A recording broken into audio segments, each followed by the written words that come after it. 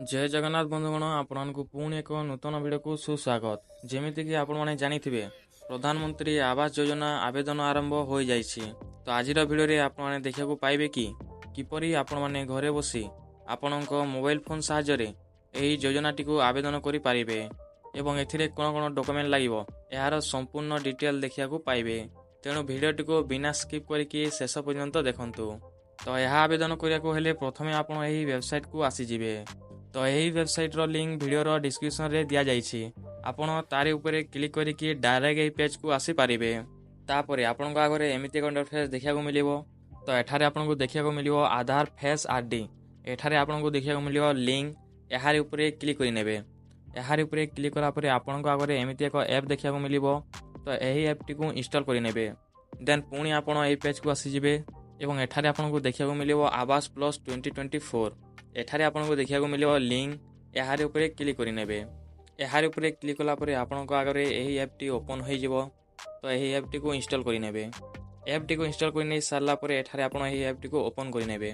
तो app T को open कला आपण आगे एपरी इंटरफेस देखा मिले। तो एठारे आपको देखा मिले सेल्फ सर्वे यार ऊपर क्लिक करेंगे।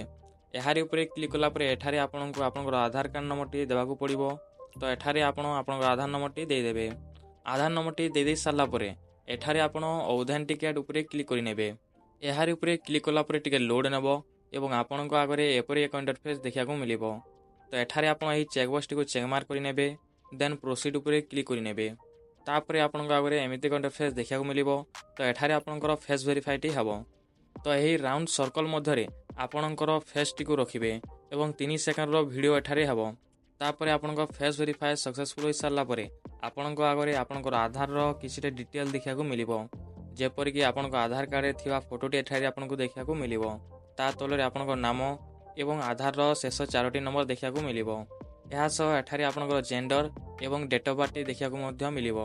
तापर एठारे आपणको देखा मिलिबो ओके। यार ऊपर क्लिक करिनेबे। यार ऊपर क्लिक कला पर एठारे आपणको गोटे पिन क्रिएट करिया को पड़िबो। जो पिन टी आपण लॉगिन समय रे देबाकू पड़िबो। तो जो भी पिन आप क्रिएट करुँच से पिन टी को मन रखिथे।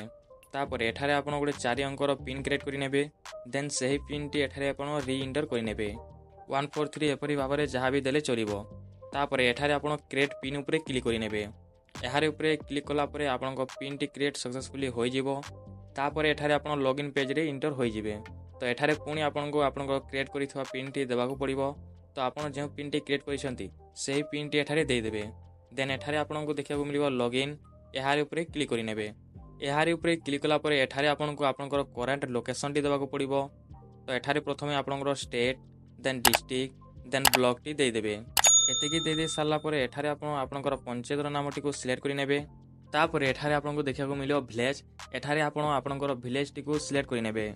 देन एठारे आपको देखा मिले प्रोसीड। यार ऊपर क्लिक करेंगे। यार ऊपर क्लिक कला पर आपण एही वेबसाइट रे लॉगिन सक्सेसफुली हो जिवे।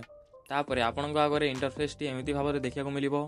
तो एठारे आपको देखा मिलिबो ऐड सर्वे। यार ऊपर क्लिक करेंगे। तापर एठारे आपण ऐड सर्वे ऊपर क्लिक करेंगे। यार ऊपर क्लिक कला पर आपणकर एप्लिकेशन फॉर्म टी आपको एपरी भाव में देखा मिलिबो। तो एठारे प्रथमे आपण जहारी ना रे भी आवेदन करिया को चाहुछंती तांकरी नामटी एठारे आधार कार्ड अनुसार दे देबे। जदि आपणको घरे स्त्री लोक अछंती तेबे तांको नाम रे ही आवेदन करंतु। नचेत पुरुष नाम रे आवेदन कले भी चलिबो। तापरे एठारे आपण तांकर आधार कार्ड नंबर टी दे देबे। आधार नंबर टी दे सारा पर एठारे तांकर जॉब कार्ड नंबर टी दे देबे। जॉब कार्ड नंबर टी दे सारा पर एठारे आपण तांकर जेंडर टी को सिलेक्ट करि नेबे। मेल फीमेल ट्रांसजेंडर जहाँ भी होइथिबे। देन एठारे से एससी एसटी बा अदर कास्ट रु बिलोंग करूछंती ता एठारे सिलेक्ट करि नेबे। जदि एससी हेतिबे एससी एसटी होइतिले एसटी एवं ओबीसी बा जेनेराल होइतिले अदर को सिलेक्ट करि नेबे। देन तांकर आधार कार्ड अनुसार एठारे तांकर एसटी दे देबे। एतिकी दे सारा पर मेरिटाल स्टेटस रे जदि से विवाहित होइतिबे ते मैरेज अविवाहित होइतिले अनमैरेज बा विधवा होइतिले विडो सिलेक्ट करि नेबे। एतिकी दे सारा पर जदि आपण कोनोसी पुरुष नाम रे यह आवेदन करूछंती तेबे एठारे आपण फादर सिलेक्ट करिके तांकर बापार नामटी एठारे दे देबे। एवं जदि आपण कोनोसी महिलांक नाम रे यह आवेदन करूछंती तेबे एठारे हजबैंड सिलेक्ट करिके तांकर स्वामींक नामटी एठारे दे देबे। देन एठारे आपणकर मोबाइल नंबरटी दे देबे। तापर एठारे आपनको देखा मिलिबो लिटरेसी। जदि से शिक्षित थिबे तेबे केउ श्रेणी जाई पाठ पढिसंती अंडर मेट्रिकुलर मेट्रिकुलर अंडर ग्रेजुएट ग्रेजुएट ଏପରି ଭାବରେ ଏଠାରେ ସିଲେକ୍ଟ କରିନେବେ ଏବଂ ଯଦି ସେ ଅଶିକ୍ଷିତ ଥିବେ ତେବେ ଏଠାରେ ଆପଣ ଲିଟରେଟ୍ ସିଲେକ୍ଟ କରିନେବେ। ତାପରେ ଏଠାରେ ଆପଣଙ୍କୁ ଦେଖିବାକୁ ମିଳିବ ଓକୁପେସନ୍।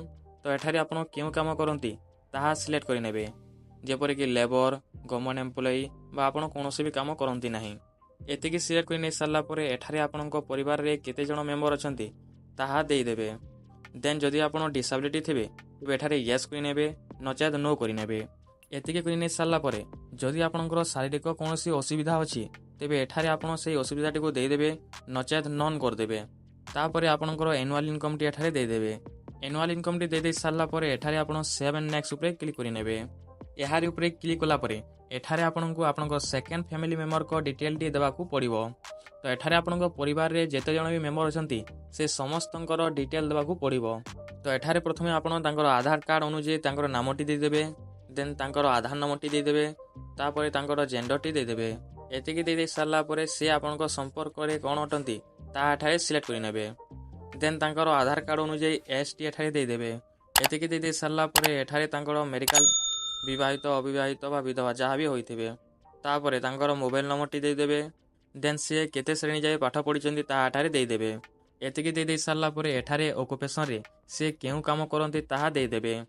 ଲେବର, ଗଭର୍ଣ୍ଣମେଣ୍ଟ ଏମ୍ପ୍ଲୟି ଅଥବା ଯଦି ସେ କୌଣସି କାମ କରୁନଥିବେ ତେବେ ନନ୍ ଏଠାରେ ସିଲେକ୍ଟ କରିନେବେ। ଦେନ୍ ଏଠାରେ ଯଦି ସେ ଡିସାବିଲିଟି ଥିବେ ତେବେ ୟେସ୍ କରିନେବେ, ନଚେତ୍ ନୋ କରିନେବେ। ଏପରି ଭାବରେ ଆପଣ ଆପଣଙ୍କ ପରିବାରରେ ଯେତେତକ ମେମ୍ବର ଥିବେ ସେ ସମସ୍ତଙ୍କର ଡିଟେଲ ଆଡ଼୍ କରି ନେଇ ପାରିବେ। ତାପରେ ଏଠାରେ ଆପଣଙ୍କୁ ଦେଖିବାକୁ ମିଳିବ ଆଡ୍ ମେମ୍ବର, ଏହାରି ଉପରେ କ୍ଲିକ୍ କରିନେବେ। ଏହାରି ଉପରେ କ୍ଲିକ୍ କଲା ପରେ ଆପଣଙ୍କର ସେହି ମେମ୍ବରଟି ଆଡ୍ ସକ୍ସେସଫୁଲି ହୋଇଯିବେ। ଆଡ୍ ମେମ୍ବର ଉପରେ କ୍ଲିକ୍ କଲା ପରେ ଆପଣଙ୍କର ଡିଟେଲଟି ଏଠାରେ ଦେଖିବାକୁ ମିଳିବ। ଯଦି ଏଠାରେ ଆପଣ କିଛି ଏଡିଟ୍ କରିବାକୁ ଚାହୁଁଥାନ୍ତି ତେବେ ଏଡିଟ୍ କରି ନେଇ ପାରିବେ। ଯଦି ଆପଣଙ୍କର ସବୁ କିଛି ଠିକ୍ ଅଛି ତେବେ ଏଠାରେ ଆପଣଙ୍କୁ ଦେଖିବାକୁ ମିଳିବ ସେଭ୍ ଆଣ୍ଡ ନେକ୍ସଟ, ଏହାରି ଉପରେ କ୍ଲିକ୍ କରିନେବେ। ଏହାରି ଉପରେ କ୍ଲିକ୍ କଲା ପରେ ଏଠାରେ ଆପଣ ଯେତେ ଜଣ ବି ମେମ୍ବର ଆଡ୍ କରିଛନ୍ତି ସେ ସମସ୍ତଙ୍କର ଡିଟେଲ ଦେଖିବାକୁ ମିଳିବ। ତ ଏଠାରେ ଆପଣ ଯାହାର ନାଁରେ ବି ଆବେଦନ କରିଛନ୍ତି ତାଙ୍କରି ଆଗରେ ଏଠାରେ ଆପଣଙ୍କୁ ଦେଖିବାକୁ ମିଳିବ ଚେକବକ୍ସ। ଏହି ଚେକବକ୍ସଟିକୁ ଚେକ୍ ମାର୍କ କରିନେବେ। ଦେନ୍ ପ୍ରୋସିଡ୍ ଉପରେ କ୍ଲିକ୍ କରିନେବେ। ଏହାରି ଉପରେ କ୍ଲିକ୍ କଲା ପରେ ଏଠାରେ ଆପଣଙ୍କୁ ଆପଣଙ୍କର ବ୍ୟାଙ୍କ ଡିଟେଲଟି ଆଡ଼୍ କରିବାକୁ ପଡ଼ିବ। ତ ଏଠାରେ ଆପଣ ଆପଣଙ୍କର ବ୍ୟାଙ୍କ ଡିଟେଲଟିକୁ ଆଡ଼୍ କରି ନେଇ ପାରିବେ। ତ ଏଠାରେ ଆପଣ ଆପଣଙ୍କର ବ୍ୟାଙ୍କର ନାମଟିକୁ ଟାଇପ୍ କରିନେବେ। ଦେନ୍ ପୁଣି ଥରେ ଏଠାରେ ବ୍ୟାଙ୍କର ନାମଟିକୁ ଟାଇପ୍ କରିନେବେ। ତାପରେ ସେହି ବ୍ୟାଙ୍କଟି କେଉଁ ବ୍ରାଞ୍ଚର ଅଟେ ତାହା ଏଠାରେ ଦେଇଦେବେ। ଦେନ୍ ଆକାଉଣ୍ଟ ନମ୍ବରଟି ଏଠାରେ ଦେଇଦେବେ। ଆକାଉଣ୍ଟ ନମ୍ବରଟି ଦେଇ ସାରିଲା ପରେ ଏଠାରେ ଆପଣ ପୁଣି ଥରେ ସେହି ଆକାଉଣ୍ଟ ନମ୍ବରଟିକୁ ଟାଇପ୍ କରିନେବେ। ଦେନ୍ ଆପଣଙ୍କ ପାସବୁକ୍ ଅନୁଯାୟୀ ଆପଣଙ୍କର ନାମଟି ଏଠାରେ ଏଣ୍ଟର କରିନେବେ। ତ ଏଠାରେ ଲିମିଟେଡ୍ ବ୍ୟାଙ୍କ ହିଁ ଶୋ କରୁଛି। ଯଦି ଆପଣଙ୍କର ବ୍ୟାଙ୍କଟି ଶୋ କରୁନାହିଁ ତେବେ ଏଠାରେ ଆପଣ ଏହି ଚେକବକ୍ସଟିକୁ ଚେକ୍ ମାର୍କ କରିନେବେ। ଦେନ୍ ନେକ୍ସଟ ଉପରେ କ୍ଲିକ୍ କରିନେବେ। ଏହାରି ଉପରେ କ୍ଲିକ୍ କଲା ପରେ ଏଠାରେ ଆପଣଙ୍କୁ ଆପଣଙ୍କର ହାଉସର କରେଣ୍ଟ ଡିଟେଲଟି ଦେବାକୁ ପଡ଼ିବ। ତ ଏଠାରେ ହିଁ ନିର୍ଣ୍ଣୟ ହେବ କି ଆପଣ ଏହି ସ୍କିମ୍ ପାଇବା ଯୋଗ୍ୟ ଅଥବା ନୁହେଁ। ତାପରେ ଏଠାରେ ଯଦି ଆପଣଙ୍କ ଏହି ଘରଟି ଆପଣଙ୍କ କିମ୍ବା ଆପଣଙ୍କ ପରିବାରର କାହାରି ନାମରେ ଅଛି ତେବେ ଏଠାରେ ଆପଣ ଓନର ସିଲେକ୍ଟ କରିନେବେ, ନଚେତ୍ ଏଠାରେ ଆପଣ ରେଣ୍ଟେଡ୍କୁ ସିଲେକ୍ଟ କରି ନେଇପାରିବେ। ତାପରେ ଆପଣଙ୍କ ଘରର କାନ୍ଥଟି ଯଦି ସିମେଣ୍ଟରେ ବଣାଯାଇଛି ତେବେ ଏଠାରେ ଆପଣ ପକ୍କାକୁ ସିଲେକ୍ଟ କରିନେବେ, ନଚେତ୍ ଏଠାରେ ଆପଣ କୁର୍ଚାକୁ ସିଲେକ୍ଟ କରିନେବେ। ତାପରେ ଯଦି ଆପଣଙ୍କ ଘରର ଉପର ଭାଗଟି ଛାତ ପକ୍କା ହୋଇଛି ତେବେ ଏଠାରେ ଆପଣ ପକ୍କା ସିଲେକ୍ଟ କରିନେବେ, ନଚେତ୍ ଏଠାରେ ଆପଣ କୁର୍ଚାକୁ ସିଲେକ୍ଟ କରି ନେବେ। ଦେନ୍ ଆପଣଙ୍କ ଘରରେ ଯେତୋଟି ବି କ୍ୱାର୍ଟର ବା ବଖରା ଅଛି ତାର ସଂଖ୍ୟାଟି ଏଠାରେ ଦେଇଦେବେ। ଦେନ୍ ଯଦି ଆପଣଙ୍କର କୌଣସି ଲେଟ୍ରିନ୍ ଫ୍ୟାସିଲିଟି ଅଛି ତେବେ ୟେସ୍ କରିନେବେ, ନଚେତ୍ ଏଠାରେ ଆପଣ ନୋ କରିନେବେ। ତାପରେ ଏଠାରେ ଆପଣ ଆପଣଙ୍କର ମେନ୍ ଇନକମ୍ ସୋର୍ସ ବା ଆପଣଙ୍କର ପରିବାରର ମୁଖ୍ୟ ରୋଜଗାରର ମାଧ୍ୟମଟିକୁ ସିଲେକ୍ଟ କରିନେବେ। ତାପରେ ଏଠାରେ ଯଦି ଆପଣଙ୍କ କୌଣସି ଫୋର୍ ହ୍ୱିଲର ଅଛି ତେବେ ୟେସ୍ କରିନେବେ, ନଚେତ୍ ଏଠାରେ ନୋ କରିନେବେ। ଦେନ୍ ଯଦି ଆପଣଙ୍କ ପାଖରେ କୌଣସି ଚାଷ ପ୍ରଭୃତିର ଫୋର୍ ହ୍ୱିଲର ଅଛି ତେବେ ୟେସ୍ କରିନେବେ, ନଚେତ୍ ଏଠାରେ ଆପଣ ନୋ କରିନେବେ। ଦେନ୍ ଯଦି ଆପଣଙ୍କ ପାଖରେ କିଷାନ କ୍ରେଡ଼ିଟ୍ କାର୍ଡ଼ ଅଛି ତେବେ ଏଠାରେ ୟେସ୍ କରିନେବେ, ନଚେତ୍ ନୋ କରିନେବେ। ଯଦି ଆପଣଙ୍କ ପରିବାରରେ କେହି ଗଭର୍ଣ୍ଣମେଣ୍ଟ ଏମ୍ପ୍ଲୟି ଅଛନ୍ତି ତେବେ ୟେସ୍ କରିନେବେ, ନଚେତ୍ ଏଠାରେ ନୋ କରିନେବେ। ତ ଏଠାରେ ଆପଣ ଆପଣଙ୍କ ଘରର ବର୍ତ୍ତମାନ ସ୍ଥିତିକୁ ଦେଖି ସବୁକିଛି ୟେସ୍ ଏବଂ ନୋ କରିନେବେ। ଯଦି ଆପଣଙ୍କ ପରିବାରରେ କେହି 15,000 ବା ତାଠାରୁ ଉର୍ଦ୍ଧ୍ୱ ଇନକମ୍ କରୁଥିବେ ତେବେ ଏଠାରେ ୟେସ୍ କରିନେବେ, ନଚେତ୍ ନୋ କରିନେବେ। ଦେନ୍ ଯଦି ଆପଣଙ୍କ ପରିବାରରେ କେହି ଇନକମ୍ ଟ୍ୟାକ୍ସ ପେ କରୁଥିବେ ତେବେ ୟେସ୍ କରିନେବେ, ନଚେତ୍ ନୋ କରିନେବେ। ଯଦି କେହି ପର୍ସନାଲ ଇନକମ୍ ଟ୍ୟାକ୍ସ ପେ କରୁଥିବେ ତେବେ ଏଠାରେ ଆପଣ ୟେସ୍ କରିନେବେ, ନଚେତ୍ ନୋ କରିନେବେ। ତା ଛଡ଼ା ଯଦି ଆପଣଙ୍କ ପାଖରେ 2.5 ଏକର ବା ତାଠାରୁ ଉର୍ଦ୍ଧ୍ୱ ଚାଷ ଜମି ଅଛି ତେବେ ଏଠାରେ ୟେସ୍ କରିନେବେ, ନଚେତ୍ ନୋ କରିନେବେ। ଏବଂ ଯଦି ଆପଣଙ୍କ ପାଖରେ 5 ଏକରରୁ କମ୍ ଚାଷ ଜମି ଅଛି ତେବେ ଏଠାରେ ଆପଣ ୟେସ୍ କରିନେବେ, ନଚେତ୍ ନୋ କରିନେବେ। ଦେନ୍ ଆପଣଙ୍କ ପାଖରେ ବର୍ତ୍ତମାନ ସମୟରେ କୌଣସି ଆଶ୍ରୟସ୍ଥଳୀ ଅଛି କି ନା ଏଠାରେ ଦେଇଦେବେ। ତ ଏଠାରେ ଆପଣ ଏହି ସମସ୍ତ ବକ୍ସକୁ ଯଦି ଠିକ୍ ଥିବ ତେବେ ୟେସ୍ ଏବଂ ଯଦି ଭୁଲ ଥିବ ତେବେ ନୋ ଏପରି ଭାବରେ ସିଲେକ୍ଟ କରିନେବେ। ଦେନ୍ ଯଦି ଆପଣ ଘର ଉପରେ କୌଣସି ସହାୟତା ପୂର୍ବରୁ ପାଇଥିଲେ ତେବେ ଏଠାରେ ୟେସ୍ କରିନେବେ, ନଚେତ୍ ଏଠାରେ ଆପଣ ନୋ କରିନେବେ। ଏତିକି କରି ନେଇ ସାରିଲା ପରେ ଏଠାରେ ଆପଣ ସେଭ୍ ଆଣ୍ଡ ନେକ୍ସଟ ଉପରେ କ୍ଲିକ୍ କରିନେବେ। ଏହାରି ଉପରେ କ୍ଲିକ୍ କଲା ପରେ ଏଠାରେ ଆପଣଙ୍କ ଆଗରେ ଏମିତି ଏକ ଇଣ୍ଟରଫେସ୍ ଦେଖିବାକୁ ମିଳିବ। ଦେନ୍ ଏଠାରେ ଆପଣଙ୍କୁ ବ୍ଲାଙ୍କ ପିକ୍ଚରଟି ଦେଖିବାକୁ ମିଳିବ। ତ ଏହାରି ଉପରେ କ୍ଲିକ୍ କରିନେବେ। ଏହାରି ଉପରେ କ୍ଲିକ୍ କଲା ପରେ ଆପଣଙ୍କର କ୍ୟାମେରାଟି ଓପନ୍ ହୋଇଯିବ। ଦେନ୍ ଆପଣଙ୍କର ଘରର ଫଟୋଟି କ୍ଲିକ୍ କରିନେବେ। ଘରର ଫଟୋଟି କ୍ଲିକ୍ କରି ନେଇ ସାରିଲା ପରେ ଏଠାରେ ଆପଣ ରିମାର୍କରେ ଓଲ୍ଡ ହାଉସ୍ ଲେଖିନେବେ। ଏତିକି କରି ନେଇ ସାରିଲା ପରେ ଏଠାରେ ଆପଣ ସେଭ୍ ଆଣ୍ଡ ନେକ୍ସଟ ଉପରେ କ୍ଲିକ୍ କରିନେବେ। ଏହାରି ଉପରେ କ୍ଲିକ୍ କରି ନେଇ ସାରିଲା ପରେ ପୁଣି ଆପଣଙ୍କ ଆଗରେ ଏପରି ଏକ ଇଣ୍ଟରଫେସ୍ ଦେଖିବାକୁ ମିଳିବ। ତ ଏଠାରେ ପୁଣି ଆପଣ ଏହି ବ୍ଲାଙ୍କ ପିକ୍ଚରଟିକୁ କ୍ଲିକ୍ କରିନେବେ। ଦେନ୍ ଆପଣଙ୍କ କ୍ୟାମେରାଟି ଓପନ୍ ହୋଇଯିବ। ପୁଣି ଆପଣ ନୂତନ ସ୍ଥାନ ଯେଉଁଠାରେ ଘରଟି ବନାଇବାକୁ ଚାହୁଁଛନ୍ତି ସେହି ସ୍ଥାନର ଫଟୋଟି କ୍ଲିକ୍ କରିନେବେ। ଦେନ୍ ଏଠାରେ ଆପଣ ସେଭ୍ ଆଣ୍ଡ ନେକ୍ସଟ ଉପରେ କ୍ଲିକ୍ କରିନେବେ। ଏହାରି ଉପରେ କ୍ଲିକ୍ କଲା ପରେ ଆପଣଙ୍କ ଆଗରେ ଏମିତି ଏକ ଇଣ୍ଟରଫେସ୍ ଦେଖିବାକୁ ମିଳିବ।